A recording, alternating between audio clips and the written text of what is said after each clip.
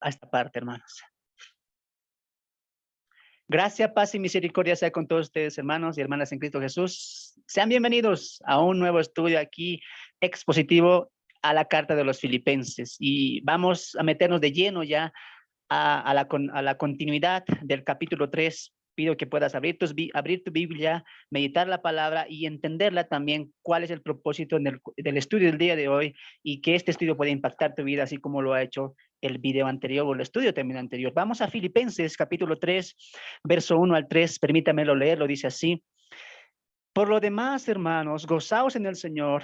A mí no me es molesto el escribiros las mismas cosas, y para vosotros es seguro. Guardaos de los perros, guardaos de los malos obreros, guardaos de los mutiladores del cuerpo, porque nosotros somos la circuncisión que en espíritu servimos a Dios y nos gloriamos en Cristo Jesús, no teniendo confianza en la carne. Y quedábamos ahí la semana pasada. Veíamos el tema número 6 que colocábamos por título Advertencia contra las falsas enseñanzas. Y es lo que Pablo resaltaba aquí, utilizando términos muy fuertes, tal vez para nuestra época, ¿no? Él utiliza tres términos muy fuertes haciendo connotar o identificando a estos falsos maestros. Les dice perros, ¿no? Les dice malos obreros y les dice mutiladores de cuerpo. Y veíamos ya la semana pasada por qué estos tres tipos o estos tres sobrenombres, perdón, apuntaban a los judaizantes y cada una de ellas significaba algo acerca del carácter, de la actitud, de la obra de los de los judaizantes que estaban queriendo pervertir, corromper el verdadero evangelio de Jesucristo. Tanto que en el capítulo 4, el apóstol Pablo, perdón, en el capítulo 3, más adelante, él diría que estos son malos obreros y que su Dios es el vientre y que su gloria es la vergüenza, ¿no? Que Dios ya tiene preparado castigo para todos estos. Veíamos y nos quedamos sorprendidos hablando acerca de la circuncisión, de cómo también nosotros somos hijos de Abraham, porque Abraham es el padre de la fe, y la salvación, la justificación, la redención, la salvación nunca fue por las obras de la ley, más fue por la gracia de Dios y la fe en Cristo Jesús. En el Antiguo Testamento era colocado en la fe del Cristo, del Mesías que ha de venir, y en el Nuevo Testamento está la fe en el Cristo que ya vino, ¿no? El Antiguo Testamento prepara al Mesías futuro y el Nuevo Testamento ya da en claro, ya da en pleno ya la manifestación del Mesías, del Cristo Redentor, de Jesucristo, el Hijo de Dios, ¿no? Quien muere para que en él tengamos vida eterna, ¿no? Y veíamos todo eso también, Pablo hablando, apuntando a estos falsos maestros quienes estaban confundiendo y pervirtiendo a la iglesia en Filipo. Él finalizaría el verso 3 diciendo, nosotros somos la circuncisión del espíritu, y daría tres características del obrar o de la característica cristiana, ¿no? Dice, somos los de la circuncisión que en espíritu servimos a Dios, ¿no? Y ya notamos claramente la semana pasada que el servicio a Dios, ¿cómo tiene que ser? Espiritual, ¿no? Más no carnal. También dice Pablo ahí, los que nos gloriamos en Cristo Jesús, ¿no? Los que nos gozamos, los que nos deleitamos en las cosas del Señor. Por ejemplo, amados hermanos, cuando nosotros vamos a la iglesia, un creyente va a la iglesia a congregarse, a escuchar la palabra de Dios, para él no puede ser aburrido. Por más que tú digas, pero eso lo volvemos a escuchar, pero eso lo volvemos a escuchar, a meditar, a leer. ¿Sabes qué, amado hermano? El texto nos está diciendo que una característica de un cristiano que es que tiene la circuncisión hecha en el corazón, que sirve a Dios en espíritu, se va a gloriar, se va a gozar, se va a deleitar una y otra vez en las cosas del Señor. Por ejemplo, la oración. La oración, más allá de una comunicación con Dios, es una adoración a Dios. Y en la adoración, el creyente, ¿qué tiene que hacer? Deleitarse en la oración. Tú no puedes decir qué aburrido la oración, 5 minutos suficiente. No, porque el principio de la oración es la adoración a Dios, y en la adoración a Dios, ¿qué hay? Uno se deleita en orar, uno se deleita en proclamar, en anunciar, en testificar quién es Dios en tu oración, como dijo Daniel en Daniel capítulo 9, ¿no? Dios creador, Dios eterno, Padre de Israel. Hablando en un contexto de nosotros, la iglesia, Dios es nuestro creador, Dios es eterno, Dios es el todopoderoso, el soberano, el rey, el que se merece la gloria y la honra, es el principio y el fin. Amados hermanos, una característica de un cristiano, ¿sabes cuál es? Que se deleite en las cosas del Señor. que le encanta, que se goza en las cosas del Señor, tanto en la oración, cuando escucha el mensaje de la palabra de Dios, él se deleita. Como dice el salmista, ¿no? Es más dulce que la miel tu palabra, y tu siervo la recibe, y tu siervo la degusta. Cuando aprendemos a gloriarnos, deleitarnos en Cristo, hermanos, tu vida va a ser diferente. Tanto la congregación, como leer la palabra, como orar, hermano, va a ser deleituoso, va a ser rico, va a ser hermoso tener tiempo adorando a Dios. ¿Qué dice Pablo también ahí? No teniendo confianza en qué, en la carne. Una característica o la tercera característica que Pablo enseña aquí, lo dije la semana pasada, ¿cuál es? El creyente no tiene confianza en quién, en la carne.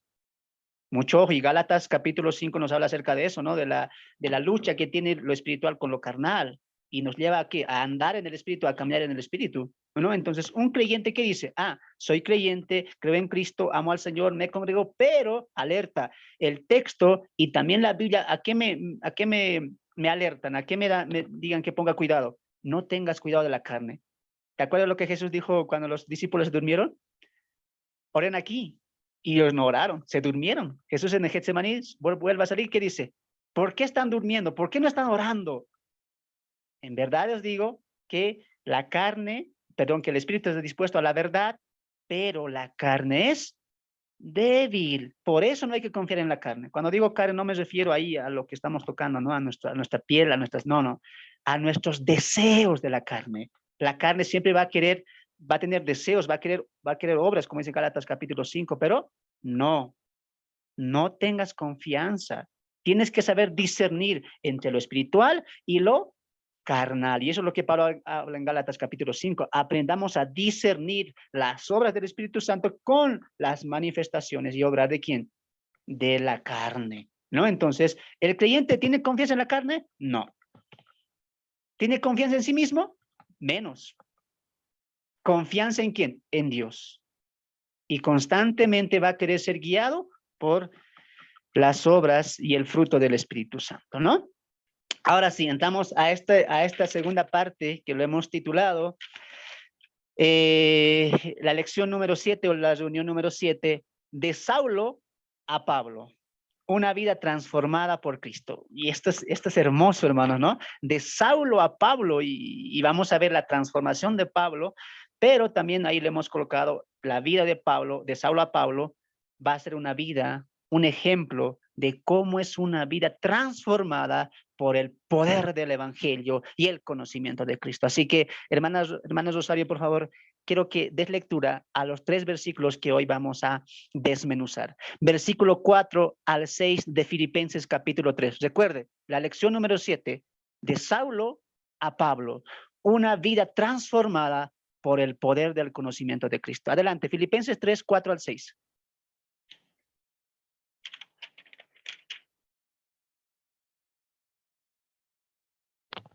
Amén.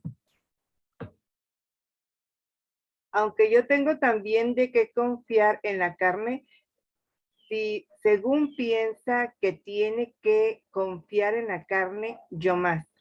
Circuncidado al 8º día del linaje de Israel, de la tribu de Benjamín, hebreo de hebreos, en cuanto a la ley, fariseo. En cuanto a celo, perseguidor de la iglesia, en cuanto a la justicia que es en la ley, irreprensible. Pero cuántas cosas era para mí ganancia, las he estimado como pérdida por amor de Cristo. Y ciertamente aún teniendo todas las cosas como pérdida por la excelencia del conocimiento de Cristo Jesús, mi Señor, por amor del cual lo he perdido todo, lo tengo por basura para ganar a Cristo. Y ser Amén. Amén. Hasta ahí. Gracias. En los versículos anteriores, del 1 al 3, Pablo, ¿qué estaba refutando? Pablo, ¿qué estaba diciendo? Cuidado, o guardaos, tengan cuidado con esto, porque ellos, los judaizantes, querían colocar la justicia en su propio obrar, en ellos mismos. Y Pablo, ¿cómo sigue el verso 3? Nosotros no tenemos confianza en la carne, es decir, no tenemos confianza en nosotros mismos. No queremos llegar a Dios por nuestras obras, por lo que somos, por lo que valemos. No, no, no. Más al contrario, el que quiere llegar a Dios tiene que desestimar su propia vida, tomar su propia cruz y ir muriendo constantemente. La diferencia entre los falsos obreros, aquí los llama Pablo los mutiladores de cuerpo, es decir, judaizantes, ¿sabes qué era?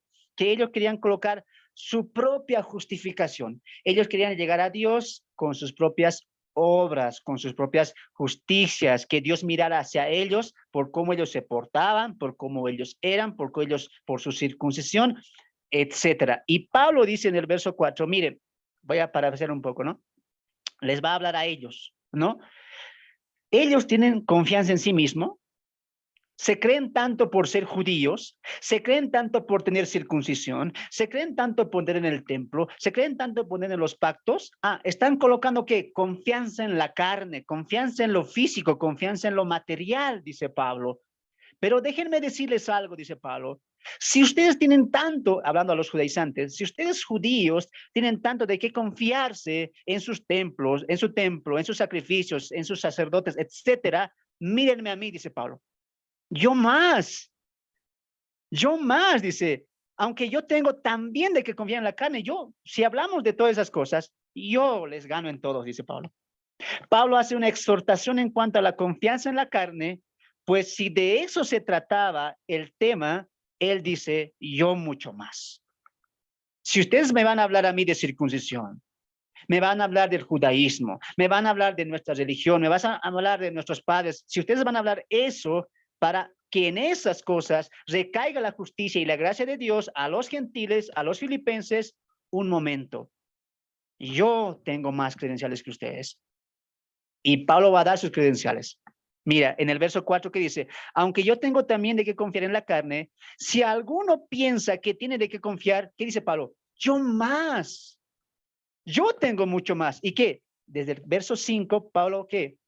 Va a empezar a dar sus credenciales. Va a empezar a dar así su hoja de vida, ¿no? ¿Qué dice? 1, mira, circuncidado al 8º día.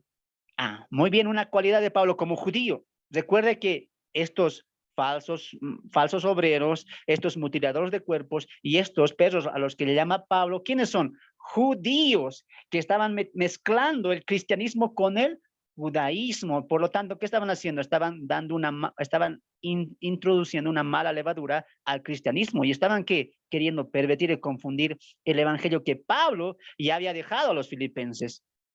Entonces Pablo dice, mira, yo les voy a dar mis credenciales para que vean que son superior a las de ustedes. Número 1, dice Pablo, circuncidado al 8º día. Circuncidado al 8º día. ¿Por qué Pablo realza esto? Lo que dice aquí, ¿no? Circuncidado al 8º día. Ahora, él estaba resaltando su esencia de judío. Recuerde que para la época había 2 maneras de estar en el pueblo de Israel. 1, por nacimiento, por ser descendiente original, por así decirlo, de un judío o de la nación de Israel. Y 2, por adscribirse, por convertirse a la nación judía. ¿Cómo se les conocía a estos? Prosélitos. Cuando Pablo dice, mira, hace una diferencia. A ver, ustedes que tanto se jactan de ser judíos, yo les voy a decir algo más. A ver si pueden ustedes superar lo que yo era. ¿Qué eras tú, Saulo? ¿Qué eras tú? Como Saulo, yo fui circuncidado al 8º día. No soy un prosélito. No soy alguien que se convirtió de 20, de 50, de 30 años y alguien me predicó, me enseñó de Dios y me convertí al judaísmo. Yo no soy un prosélito. Yo soy un judío original, un judío de esencia. Y solamente los judíos que eran nacidos en la casa de Israel por descendencia tenían un requisito que Dios le da a Abraham en Génesis 17:27 cuando le dice, esta es la señal del pacto que haré, ¿no?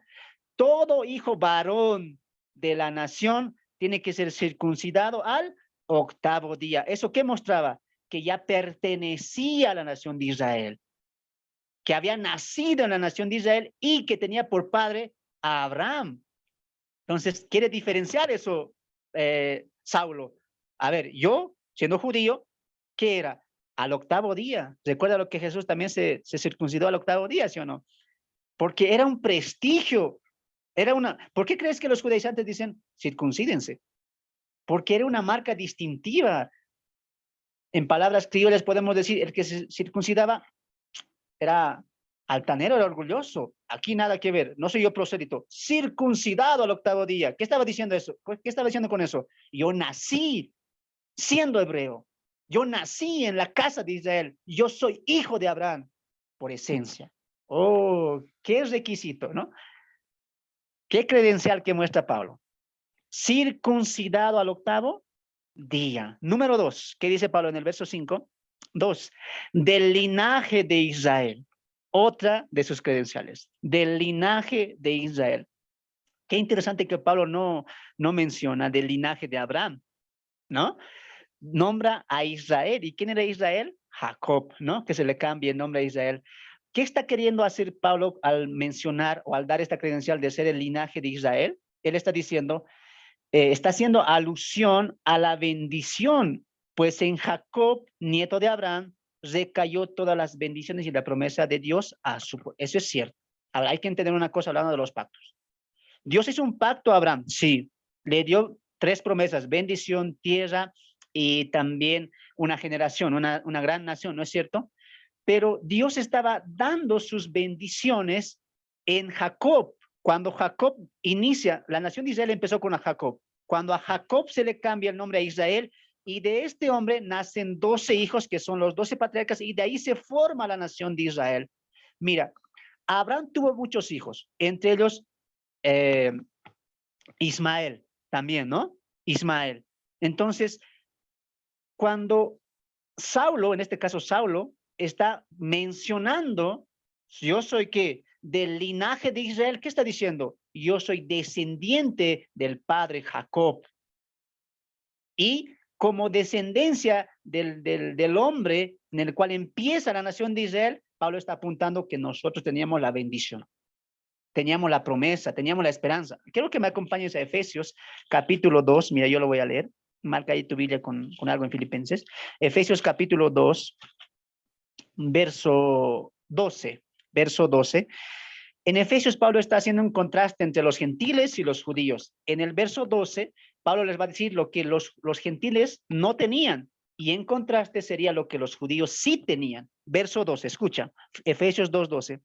En aquel tiempo, está hablando a los gentiles, Pablo, en aquel tiempo estabais sin Cristo, alejado de la ciudadanía de Israel y ajeno de los pactos de la promesa. Escucha esta parte, sin esperanza y sin Dios en el mundo. ¿Qué está diciendo Pablo en Efesios? Le está mostrando su condición y posición a los gentiles. Todo esto estaban antes. Por ende, amados hermanos, si estos beneficios, estas promesas no tenían los gentiles, ¿quiénes las tenían? Israel. Por ejemplo, que estaban en Cristo, claro, estaban esperando al Mesías, al Cristo prometido. ¿Qué más?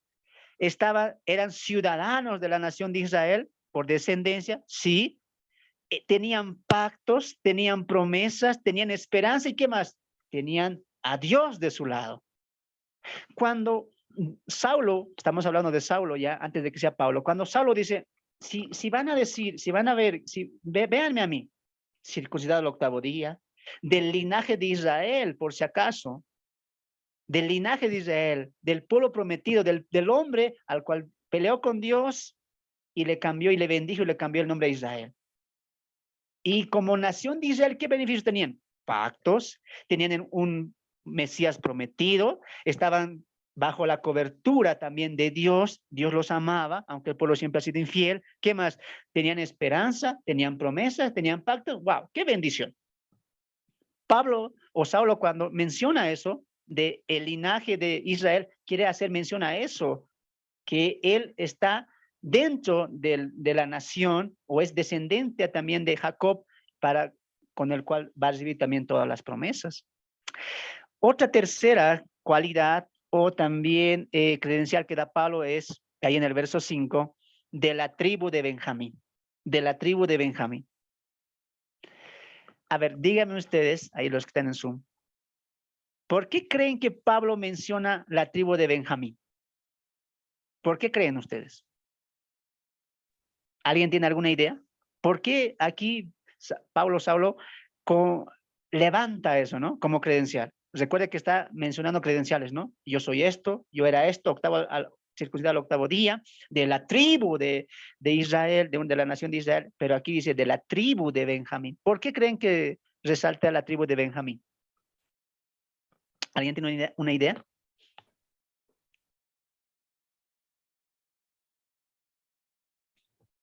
Yo recuerdo que había una profecía, pero ahorita no me acuerdo todavía de cuál era, pero ahí había.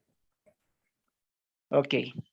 Básicamente, aquí Saulo, ya siendo judío, mostrando su trascendencia de Saulo, de un judío ortodoxo, y él dice, mira, yo soy de la tribu de Benjamín. Ahora, esto nos va a ayudar a entender mucho, o perdón, nos va a ayudar a entender esto, el trasfondo de la época. Porque cuando tú estudias a los judíos, tú estudias a la nación hebrea, en el tiempo de Jesús, tú tienes que entender una cosa, había diferencias, había rangos, había categorías. Por ejemplo, los judíos expatriados que estaban en Grecia, en Roma, etcétera, eran judíos de baja categoría, y los judíos que estaban, se habían quedado en Judea, en Israel, soportando el imperio romano, bajo Pilato, bajo Herodes, ahí, pero eran fieles. ¿Sabes qué dicen ellos? Somos lo mejor. Somos judíos que somos puros. No hemos dejado a Israel. No somos como ustedes que se han ido a otros lugares. Por eso cuando había las fiestas de la Pascua, etcétera, había distinción. Había judíos que miraban mal. Es más, los judíos de Galilea eran mal vistos, ¿sí o no? Por los judíos que estaban en Judea, en Israel. Los mismos fariseos decían, ¿qué cosa buena puede salir de Galilea? Decían, hablando del Señor Jesucristo. ¿Se acuerdan? Entonces, tenemos que entender una cosa. Sí había categorías dentro de la nación de Israel e incluso en las tribus. Ahora, ¿por qué Pablo menciona, ya que está dando sus credenciales, yo también, y algo quiero que sepan, soy de la tribu de Benjamín? ¿Por qué? Número uno, porque de esta tribu nace el primer rey, o sale también el primer rey de Israel, del Reino Unido. ¿Quién sería? Saúl. Saúl, ¿no? Saúl, que en griego es Saulo también, ¿no? Obviamente los padres de Saulo, de Pablo, le colocaron el nombre también de Saulo, ¿no? Porque Saúl, perdón, en griego significa también Saulo, ¿no? Entonces, esta puede ser la causa probable del nombre Saulo, ¿no? Una cosa es cierta, Saúl nació en la tribu de Benjamín y provino de esa tribu el primer rey. Esto nos puede apegar a la idea o a la respuesta de por qué el nombre de Saulo, ¿no? Dos, Benjamín, para los que no sabían, Benjamín es el único hijo que nació en la tierra de Canaán. ¿Te acuerdas la historia del Génesis? El único hijo que nace en la tierra prometida en Canaán es Benjamín. Los demás hijos nacen en otros lugares, ¿no? Muchos nacen también en la casa de Labán. La mayoría de sus hijos nacen ahí de Jacob. Pero el hijo, el menor, Benjamín, nace en la tierra prometida, que eso para los judíos era de mucha importancia, de mucha relevancia. Para que me entiendas un poquito aquí, cuando tú estudias la historia de los judíos, cuando estudias un poquito de la historia de la nación de Israel y sus comienzos, el proceso, etcétera, tú vas a ver una diferencia siempre. Por eso, cuando Jesús viene, hay fariseos, hay saduceos, porque había sectas, había denominaciones que se creían superior una a la otra. Incluso judíos de cierto lugar con judíos de otros lugares, otros se creían más puros y otros eran considerados impuros. ¿Te das de cuenta? También eso pasaba en las tribus. Benjamín tenía una categoría, tenía una cualidad. ¿Cuál? Era el único hijo que había nacido en tierra prometida de Canaán. 3. Esta tribu, cuando la nación de Israel tiene el reino dividido, se parte en el reino del sur y en el reino del norte, solamente Benjamín como tribu queda vista como la tribu fiel, que se queda juntamente con Judá. Recuerde que el reino del sur estaba constituido por dos reinos, Judá y Benjamín, quienes todavía estaban bajo las ordenanzas y cumpliendo los mandamientos y preceptos de Dios, al contrario del reino del norte, que estaba constituida por 10 tribus, las cuales se han corrompido, han hecho lo peor, han sido idólatras, etcétera. Pero Benjamín también tiene esa cualidad como tribu, ojo, una tribu fiel, que se ha mantenido fiel cuando el reino se ha dividido después de la muerte de Salomón, ¿no? Entonces son 3 características por la cual aquí Pablo está mencionando, ¿no? Yo soy de la tribu de Benjamín, para que vean, la tribu fiel, la tribu del que nace el primer rey, y la tribu también, la cual el hijo nace en tierra prometida, en tierra de Canaán, ¿no? Wow, sí tiene buenas credenciales Pablo ahí, ¿no? Continuamos ahí, dice, hebreo de hebreos. Qué título, ¿no? Claro, nosotros no lo vamos a entender, pero yo te animo a que te metas tu mente a este contexto. Mete tu mente. Imagínate que tú eres uno de los judíos, ¿no es cierto? Y creo que todos vamos a entender eso, porque aquí hay diferentes naciones, ¿no? Que yo te diga, yo soy mexicano de mexicanos, que yo soy ecuatoriano de ecuatorianos, nada de que de una mezcla, nada de tener otro origen, no, no, no, yo soy mexicano de mexicanos. ¿Qué te está queriendo decir con eso? ¿Estás resaltando, sí o no, su origen? Él está queriendo resaltar algo. Pablo aquí dice, mira, los mismos judaizantes, yo soy hebreo de hebreos. Les estoy dando mis credenciales, lo que yo era. Me he circuncidado al 8º día, del linaje de Israel, descendiente de Jacob, de la tribu de Benjamín, una de las tribus que tenía abolengo. Una de las tribus que tenía abolengo era Benjamín. A su par tenía las tribus de Menasés, la cual procedía de José. Eso vamos a estudiar en el Antiguo Testamento, pero había tribus que se creían superiores porque tenían características. Una tribu más de abolengo, más de estirpe, más alta que la otra, ¿no? Resalta su tribu aquí Pablo, ¿no? ¿Y qué dice? Hebreo de hebreos. ¿Qué está queriendo decir? Número 1, resaltar en orgullo su nacionalidad. Y número 2, quiere despreciar a los demás. Recuerde que había judíos prosélitos, ¿no? Entonces dice, judíos hebreo de hebreos. Ahora, aquí vamos a entrar un poquito a esto de la distinción de razas, porque Pablo está diciendo, yo soy hebreo de hebreos. ¿Sabes por qué lo está diciendo? ¿Sabes por qué? Porque recuerda lo que dije hace un momento, en la época de Jesús, y más antes en el periodo intertestamentario, ya muchos judíos se habían ido lejos, se habían sido expatriados, habían sido aislados. Muchos no habían vuelto de la deportación de Babilonia, cuando todos salen desde de Asiria y de Babilonia, donde los cuales fueron llevados la nación de Israel y la nación de Judá. Muchos se habían quedado, ¿no? Por eso, cuando tú lees el evangelio, ¿qué es? Ves la Pascua y muchos judíos viniendo, ¿no? ¿Te acuerdas cuando Jesús nació? No había ni campo, no había ni lugar para poder tener un lugar para donde pueda nacer o pueda dar a luz María. ¿Sabes por qué? Porque todos los judíos del mundo venían. Pero en esa reunión de judíos había distinción, había rangos. ¿Cuál era el rango más específico? Te lo voy a decir. Todos los judíos que venían de Roma, de Grecia, de otros lugares del mundo antiguo, de Mesopotamia, ¿qué se les decía? Judíos helenistas, ¿no ve? Y los judíos que se habían quedado en Israel, guardando las ofrendas, cuidando el templo, entre comillas, ahí ellos eran judíos ortodoxos limpios, ellos se creían puros, porque ¿sabes cuál era la distinción de los judíos que se habían quedado en Israel? Decían, ustedes se han ido a otros lugares, han dejado nuestro templo, han dejado nuestro pueblo, y muchos de ellos habían dejado incluso de hablar el hebreo. Tenían otras lenguas. De ahí que vas a entender que en Hechos capítulo 2, cuando cae el Espíritu Santo, hablaban en diferentes lenguas para los judíos, porque en Pentecostés había puro judíos. ¿Estás entendiendo la historia? Cuando Pablo dice, yo soy hebreo de hebreos, ¿qué está resaltando? Yo nunca me he ido. Yo he servido a Dios aquí como judío.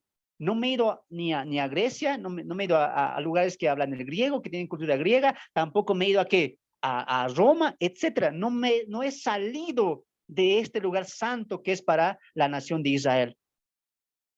Él dice, yo soy hebreo de hebreos. Ningún helenista aquí, así usando palabras criollas, ningún helenista, ninguno que habla griego que se ha mezclado con las naciones paganas. No, yo he sido fiel a la casa de Dios. Yo he cumplido, he estado bajo los pies de Gamaliel, he crecido. He escudriñado las escrituras desde pequeño. Eso está diciendo Pablo, hebreo de hebreos. ¿Te das de cuenta? Está queriendo que se está mostrando el orgullo de ser hebreo, que no ha salido de la nación de Israel, pero a la misma vez está despreciando, humillando a los judíos de bajo rango, por así decirlo. Había ese tipo de cosas, y eso lo vamos a ver cuando vamos a entrar, si Dios quiere, hacer el Nuevo Testamento también, ¿ya? Entonces, hebreo de hebreos. Es más, Pablo hablaba hebreo. En Hechos capítulo 21, verso 40, cuando él está delante del concilio para ser juzgado, él va a empezar a hablar en hebreo. A ver, vamos ahí. Hechos 21:40, a ver, hermana Rosario. Hechos 21:40, ¿ya? Y eso es básicamente lo que Pablo quiere decir. Hebreo de hebreos, hemos mantenido en pureza los judíos que se han quedado ahí en el templo, con las ofrendas, con las oraciones, con los ayunos, en el templo, las fiestas, los sábados. Wow, eran celosísimos estos judíos que se creían limpios, puros, que no se han contaminado, tanto así que guardaban en pureza su propio idioma, el hebreo. Y Pablo hablaba del hebreo. Hechos 21:40. Adelante. Amén. Y cuando él se lo permitió, Pablo estaba en pie en las gradas, hizo señales con las manos al pueblo e hizo gran silencio hablando en lengua hebrea diciendo. Nota ahí, hablando en idioma hebreo, ¿no? Ahorita vamos a entrar más a detalles de eso, pero quiero que entiendan esa parte. ¿Por qué dice hebreo de hebreos? Recuerde, está resaltando, entre comillas, la pureza que los judíos decían tener los que se habían quedado en la nación de Israel y no habían salido al mundo helenístico que ya estaba funcionando mucho por Mesopotamia. Otra de las cualidades, ¿qué dice Pablo ahí también? Dice, del linaje, del tribu de Benjamín, hebreo de hebreos, y escuche esto, en cuanto a la ley, fariseo. En cuanto a la ley, fariseo. ¿Qué está diciendo Pablo ahí? Yo, para que vean que era tan celoso de la ley, que tenía tanta confianza en la ley, que la hacía, que la cumplía, que la meditaba, que la trabajaba, que obraba en ella. ¿Sabes a qué grupo yo pertenecía? ¿Sabes a qué grupo pertenecía? Al grupo más selecto, al grupo que tenía más rango, al grupo que tenía más fama, al grupo que hacía más por el templo. ¿Cuáles? ¿Saduceos? No. Fariseo. En cuanto a la ley, ¿a qué grupo pertenecía Pablo? A los fariseos.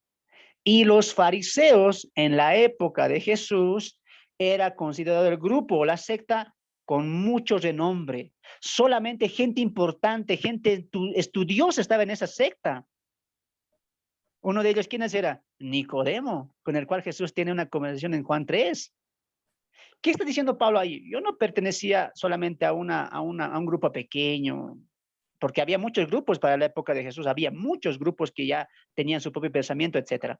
Pero el grupo más reconocido, la secta más reconocida, el movimiento más reconocido eran los fariseos, eran muy importantes, hombres de letra, hombres estudiosos, no eran cualquier persona quien pertenecía a la nación, perdón, al grupo de los fariseos. Y Pablo dice, en cuanto a la ley, ¿sabes que yo pertenecía al mejor de los grupos?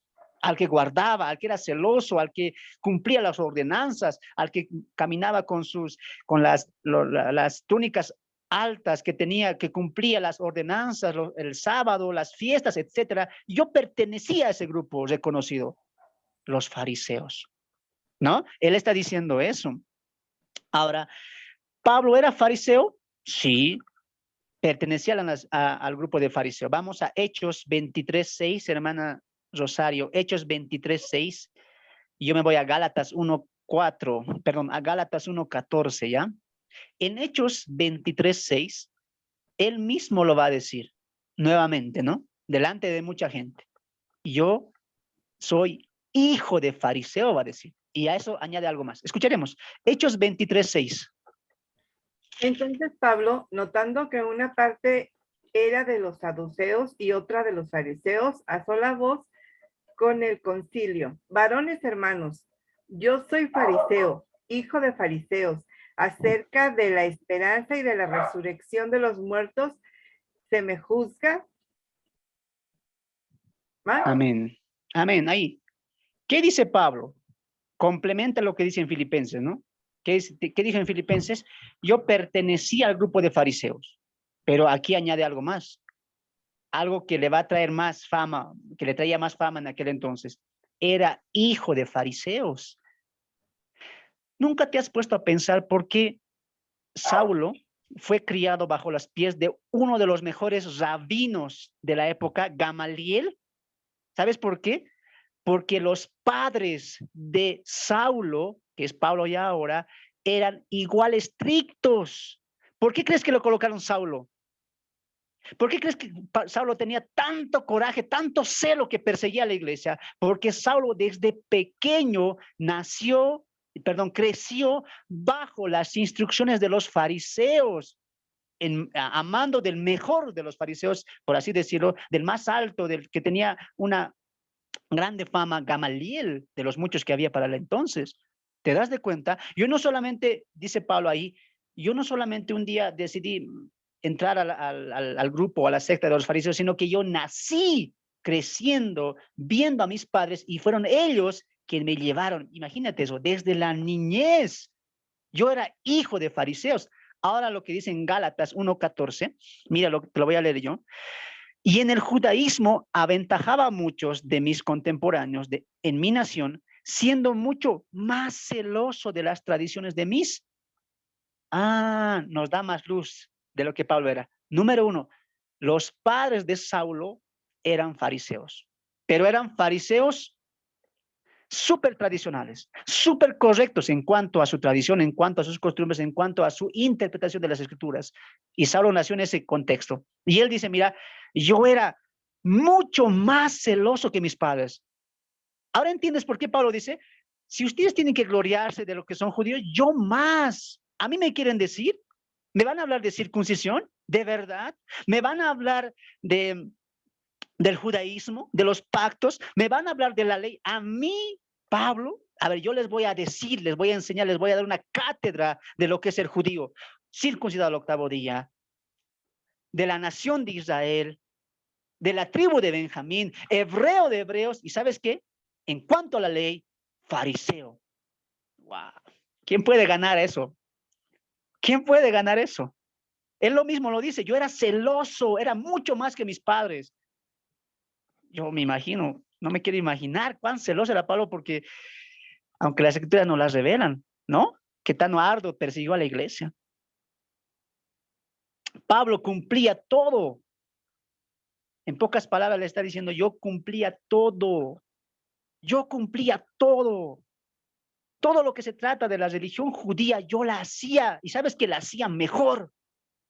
Mejor que mis padres y mejor que mis contemporáneos. Es decir, como hablando de manera tradicional, de mi misma edad, de mi misma generación. Yo lo hacía mejor, dice Pablo. Yo lo hacía mucho más. Les aventajaba, les llevaba la delantera. Si había que orar 5 veces al día, yo oraba 6, dicen. Si había que dar limosnas, yo daba más. Porque era celoso de la ley, yo la cumplía tal cual lo hacía. Por eso más adelante, ¿qué va a decir? En cuanto a la ley, irreprensible, va a decir Pablo. Volvemos a Filipenses ahí, mira. Espero que entiendas esto porque vas a ver la diferencia de este Saulo a Pablo. Mira, Filipenses, estamos en el verso 5, dice, en cuanto a la ley, fariseo. En cuanto al celo, dice Pablo, en cuanto al celo, perseguidor de la iglesia. Wow. ¿Sabes qué? Todo esto de Saulo, todo esto que era Saulo es impresionante. Es impresionante. Yo me quedo con la boca abierta con la vida que tenía Saulo, con este judío que, hermanos, él no lo hacía porque le viera a la gente. Realmente Saulo lo hacía porque pensaba que estaba sirviendo al Señor. Él daba sus limosnas, él daba su diezmo, él daba también, guardaba el sábado, lo hacía tan bien, tenía tanto celo, y los que estaban conmigo en el discipulado tocamos esto del celo. Recuerde que el celo no es como nosotros lo pensamos, ¿no? Una pareja que les infiere y tiene, no, eso no es celo en la Biblia. Celo en la Biblia, ¿qué es? Alguien que defiende la verdad de Dios, que proclama la verdad de Dios, que se aira, que se enoja cuando se incumple la voluntad de Dios. Eso es celo. Y Pablo dice, en cuanto al celo, ¿sabes qué? En cuanto, te lo voy a parafrasear, si se trata de defender la verdad, si se trata de hacer las cosas de Dios y si se trata de airarme y luchar contra alguien que no está bajo los preceptos y los mandamientos de Dios, mírenme, yo era el primero. ¿Y sabes cómo lo demostraba? Perseguía a la iglesia. ¿Por qué Pablo perseguía a la iglesia? Porque él pensaba que estaba haciendo un favor a Dios, estaba yendo contra los enemigos de Dios. Qué tremendo que era Pablo. El ser circuncidado al octavo día, el ser de la nación de Israel, el ser de la tribu de Benjamín, el ser hebreo de hebreos y el pertenecer a la secta más poderosa, por así decirlo, de ese entonces, los fariseos. ¿Sabes qué hicieron de Saulo? Un orgulloso, un vanidoso, alguien que decía, Señor, de todos los fariseos judíos, yo soy el mejor, como aquel fariseo que oraba, ¿no? Con el publicano. Señor, ¿cómo me vas a comparar con este publicano? Yo doy diezmo, yo oro 3 veces al día. Ese fariseo ni siquiera se puso de rodillas al orar a Dios, de pie, sacando ahí frente, ¿no? Señor, yo hago todo. Y el publicano, ¿qué dijo? Ni siquiera podía mirar al cielo. Puesto la cara al piso, ¿qué dijo? Señor, sé propicio de mi pecador. Saulo era ese tipo de judío, ese tipo de fariseo, orgulloso, vanidoso, que quería hacer las cosas bien para el Señor. Pensaba que estaba actuando para el Señor, pero en realidad estaba contra Jesús. Todo eso, ¿en qué ha acabado? ¿En qué ha acabado? En una secta orgullosa, mirando lo ritual, lo tradicional y lo religioso. Por eso la secta farisea y las demás sectas estaban en el error, porque han colocado la mirada en las obras, en la tradición, en lo religioso, en el templo, y no han mirado en el corazón de todo eso, que era la esperanza, el amor y la gracia en Dios, y lo va a decir más adelante. Jesús, hablando de esta secta, hablando de estos grupos, ¿qué dijo? Hipócritas, mentirosos. Ustedes están trayendo, son ciegos guiando a otro ciego. Ustedes son generación de víboras, les dijo a toda esta secta. ¿Qué aprendemos de esto? Que muchas veces podemos estar colocando importancia en nuestra tradición, en nuestra costumbre y pensando, lo estoy haciendo bien. ¿Quién canta como yo? ¿Quién tiene esta iglesia como yo? Pero cuidado, cuidado, porque en celo puede ser muy bueno, en defender la verdad, qué bien. Y vemos en las redes sociales muchos de esos, ¿sí o no? Hombres que salen a defender, que están sacando TikTok, videos, pero la pregunta es, ¿realmente creen que están sirviendo a Dios? ¿Realmente están presentando a Dios? El día de ayer escuchaba a uno de estos que predica contra la iglesia católica, pero ¿sabes qué dijo cuando le preguntaron si se congregaba o no? ¿Sabes qué dijo? No, yo ya he dejado de creer en la congregación, ya no me congrego. Veo en la Biblia que eso no es relevante, dice él. Ahora la congregación está en uno mismo. Yo puedo adorar en mi casa, yo puedo servir. ¡Wow! Tengan mucho cuidado con este tipo de hombres y mujeres que dicen defender la verdad de Dios, pero en realidad no conocen a Dios. Uno de ellos, aquel pastor guatemalteco, si no me equivoco, ¿no? Que siempre está diciendo a todos hijos del diablo, hijos de esto, hijos del otro, que no se maquillen, que no se pinten. Ah, fariseo moderno. ¿Por qué? Estás colocando tu mira en la tradición, en la vestimenta, en la religión, en guardar la congregación, pero en realidad no estás viendo el corazón de la ley, el corazón de conocer a Dios. ¿Cuál? Misericordia, sabiduría y gracia de Dios. Cuidado que Jesús puede decir a este tipo de personas, hipócritas, mentirosos que trastornan la verdad, sepulcros blanqueados que por fuera están bien, pero por dentro que están podridos. ¿Quieres que te muestre el verdadero corazón de la ley, del celo? Vamos a Mateo capítulo 23. Mira, Mateo capítulo 23. Tú vas a reconocer a un fariseo moderno con este texto. Mira, Mateo capítulo 23. Mateo capítulo 23. Tremenda acusación que Jesús ahí tiene con los fariseos. Si tú lees capítulo 23, te vas a quedar sorprendido con las palabras de Jesús, ¿no? Mateo capítulo 23, verso 23. Mateo capítulo 23, verso 23. Escucha, Mateo 23, 23. Hay de vosotros, escribas y fariseos, hipócritas, porque diezmáis la menta y el eneldo y el comino. Bien, le dice, diezman bien, ofrendan bien, pero ¿sabes qué son? Ustedes y sus diezmos, ustedes y sus religiones, ustedes y sus tradiciones son hipócritas. Y mira lo que dice Jesús. Y dejáis lo más importante de la ley. ¿Qué acaso la ley no era sacrificar, ofrendar, diezmar, cuidar a las viudas, diezmar? ¿No era eso lo importante? No. ¿Quién te dijo que eso era lo importante? ¿Qué es lo importante entonces? Mira lo que Jesús dice. Esto es lo importante que ustedes han dejado. La justicia, la misericordia y la fe. Ahora entiendes por qué Juan el Bautista se levanta y dice, arrepentíos, porque el reino de los cielos se ha acercado. ¿Qué le dice a los fariseos? Arrepiéntanse. Arrepiéntanse, porque ustedes han colocado importancia en qué?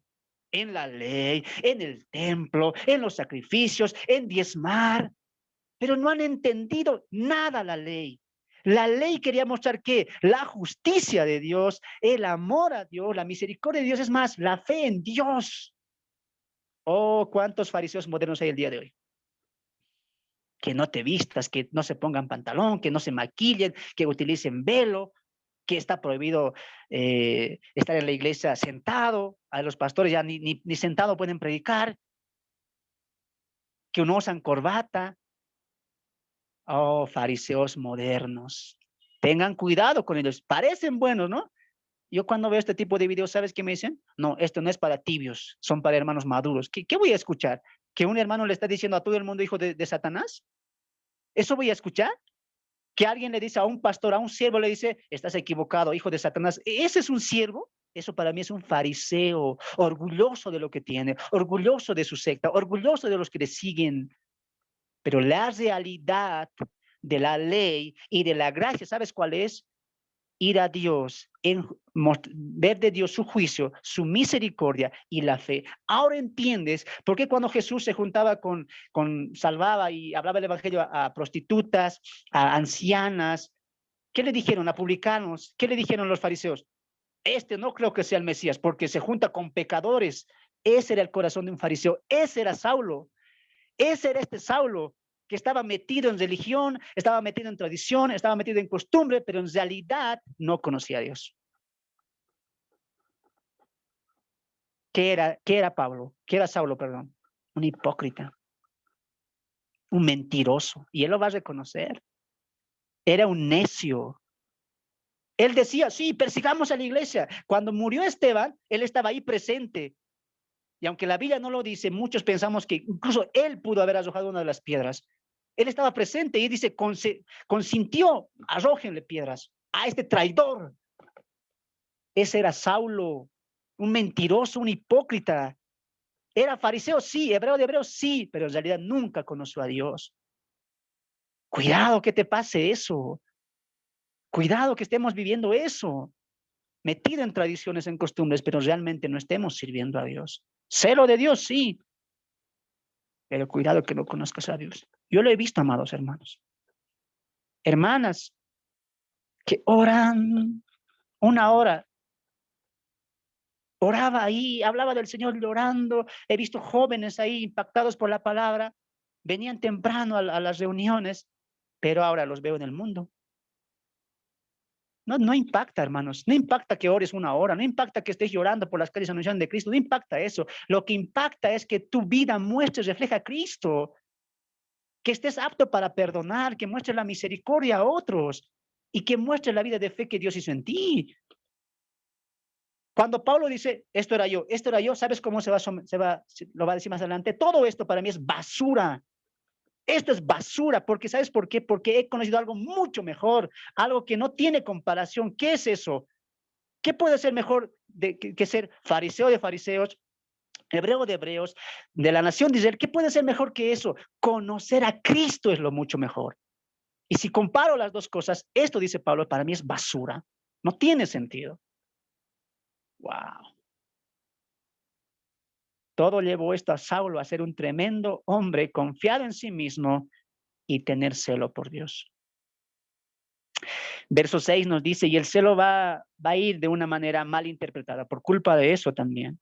Volvemos a Filipenses capítulo 3, estamos verso 6. En cuanto al celo, perseguidor de la iglesia, en cuanto a la justicia que es la ley, irreprensible. Te voy a dejar este dato más para que tú puedas leer, porque esta parte es de verdad que a mí me causa asombro de Saulo. Hermanos,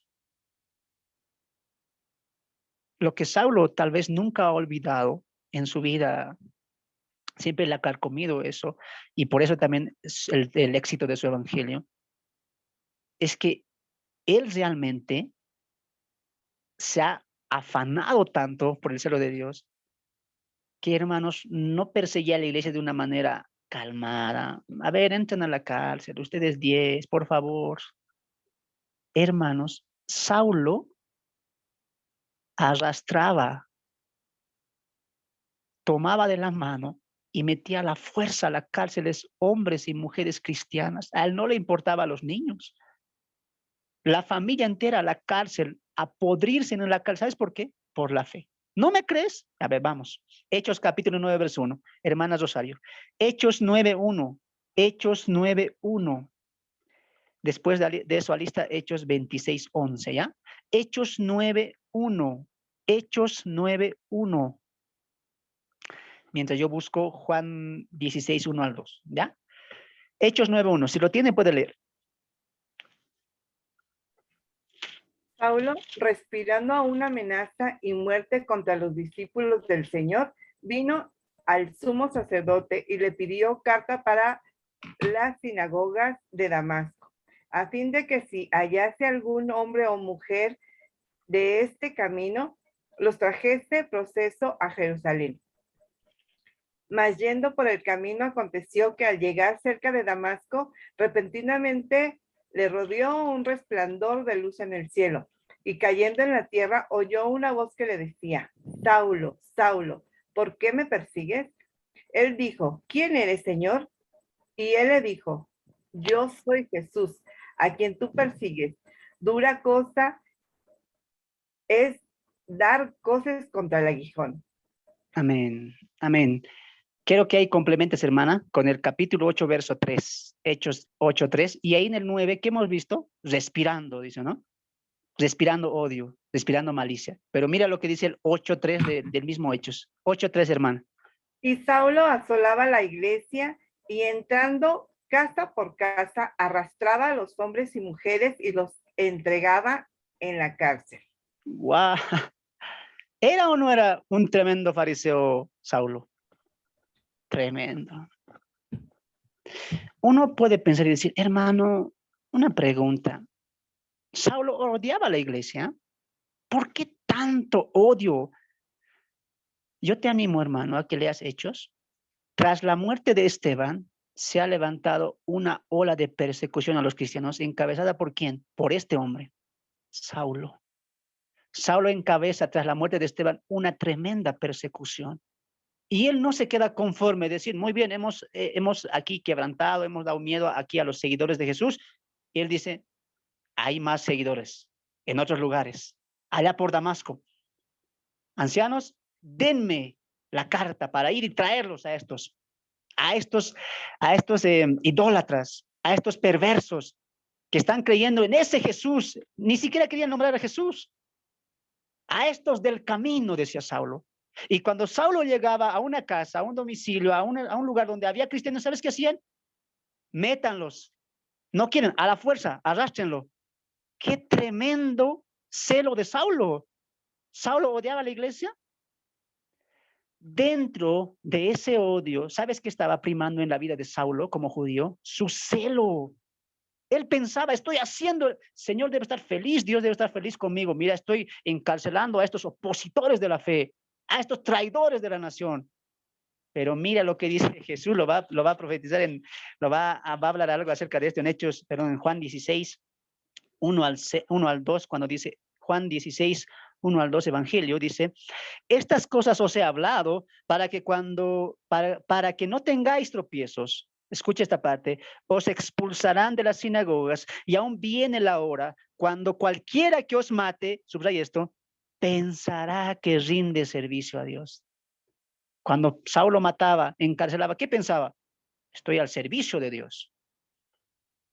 Pero ¿qué dice Jesús aquí? Pensarán que están al servicio de Dios, pero en realidad no, están en contra de Dios. Saulo era un tremendo perseguidor de la iglesia. Y en Filipenses, ¿sabe lo que dice? No me hablen a mí de ser judío. No me hablen de ser celoso, porque ¿qué estaban haciendo los judaizantes? ¿Tenían celo por la circuncisión, sí o no? Circuncídense, porque así tienen acceso a los pactos, a la promesa, a la nación de Israel. Saulo se levanta y dice, no hablen, no mencionen, no tengan esa grandeza de decir somos judíos, porque yo les voy a decir que es el judío, circuncidado al octavo día, hebreo de hebreos. En cuanto al celo, yo perseguí a la iglesia. ¿Tú me vas a hablar de ser judío a mí?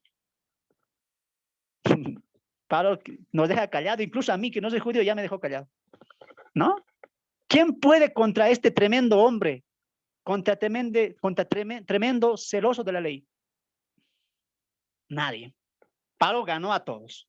Y Pablo dice, para mí todo esto es basura, ¿no?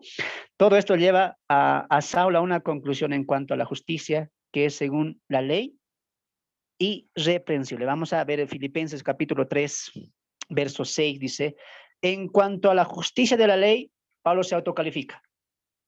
Irreprensible, intachable, no había igual que yo, dice Pablo. Esa es mi conclusión. Como Saulo, yo era superior a todos.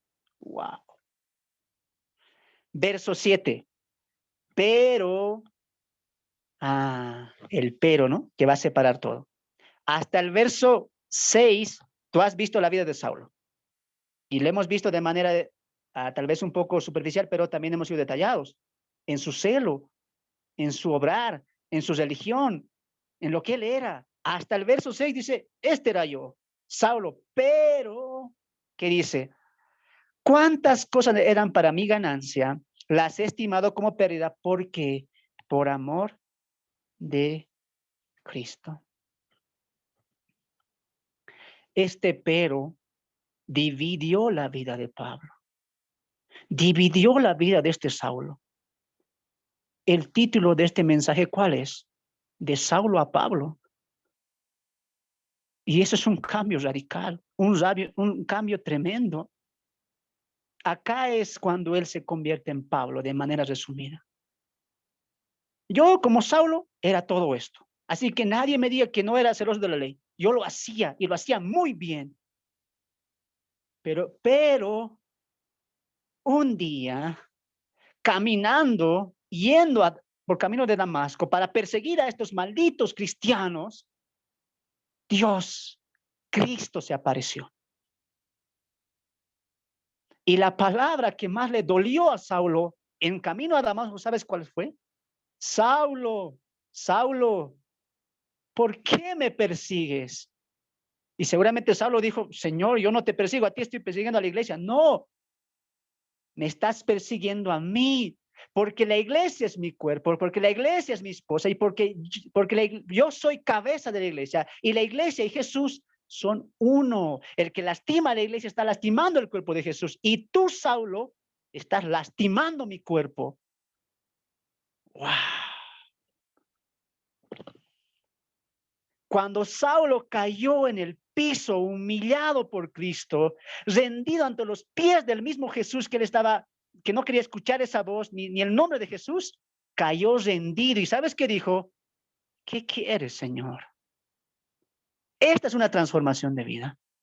Este es un antes y un después de una persona que ha conocido y que ha tenido un encuentro con Cristo. Una persona que deja de confiar en sí mismo, en sus obras, en sus fuerzas, en su capacidad y dice, no soy nada delante de ti. Ya no quiero ser más Saulo, ahora seré el humilde Pablo. Ya no quiero ser ese Saulo que tenía un cargo, tenía estudio, tenía reconocimiento, tenía valor, tenía fuerza, tenía su justicia en su propia mano, en sus propias fuerzas. Ya no. Solamente voy a ser el Saulo, el cual no tendrá casa, dará su vida por el evangelio y padecerá por tu nombre. Saulo cayó rendido ante los pies de Cristo. Mucha gente quiere ser como Pablo, quiere hablar como Pablo, quiere vivir como Pablo, quiere hacer suya la palabra de Pablo en Filipenses 1:21 cuando él dijo, para mí el vivir es Cristo. Tú no puedes decir esa palabra si tú antes no has cambiado de un Saulo a un Pablo. Si no has tenido un encuentro con Cristo, tú no puedes decir, para mí el vivir es Cristo. ¿Has tenido esta experiencia con Dios? ¿Realmente Dios ha quebrantado tu viejo yo? Hermanos, esto no se trata de desear o de sentir o de esperar. Esto se trata de rendirse ante los pies de Cristo y decirle a Él, no soy nada. ¿Qué quieres, Señor, de mí? ¿Qué quieres de mí? Aunque Pablo en Filipenses capítulo 3, versos 6 y 7, nos da de manera resumida todo esto. ¿Sabes qué pasó en la vida de Saulo? Te lo voy a resumir. Cuando Saulo tuvo ese encuentro en Damasco con Jesús, cayó ciego y 3 días después, Ananías viene y le abre la vista que Dios había cegado en el camino a Damasco. Va con los apóstoles y los apóstoles le exilian, ¿no? Le dan un tiempo lejos. Le dicen, vuelve a Tarso. ¿Y sabes, Pablo, cuánto tiempo pasó en Tarso? ¿Alguien sabe cuánto tiempo pasó en Tarso?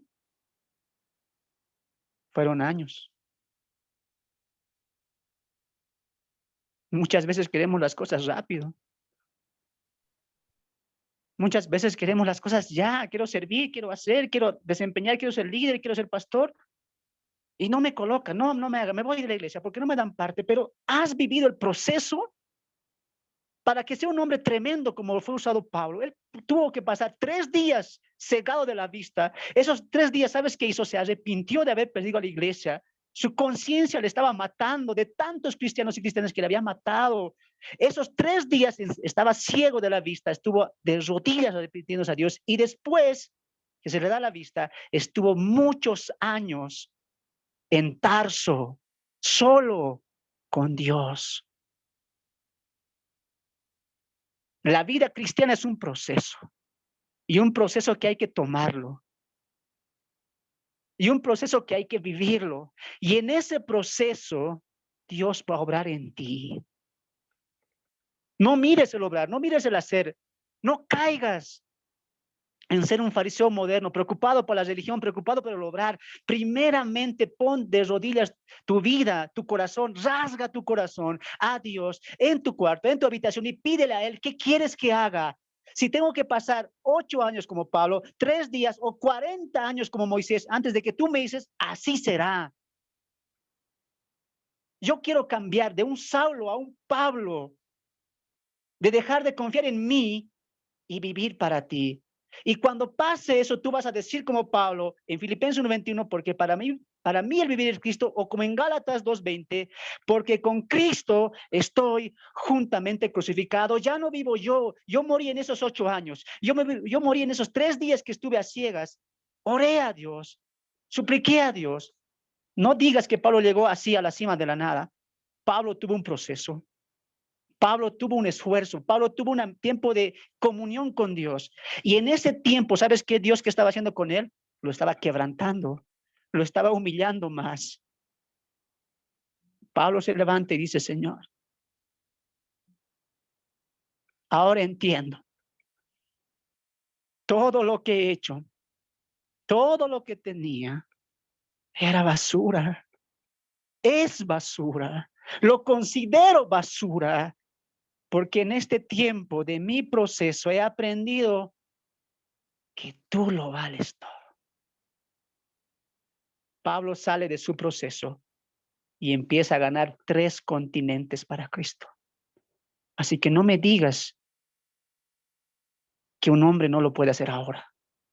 Así que no me digas que es difícil hacerlo. ¿Qué esperas para ponerte de rodillas?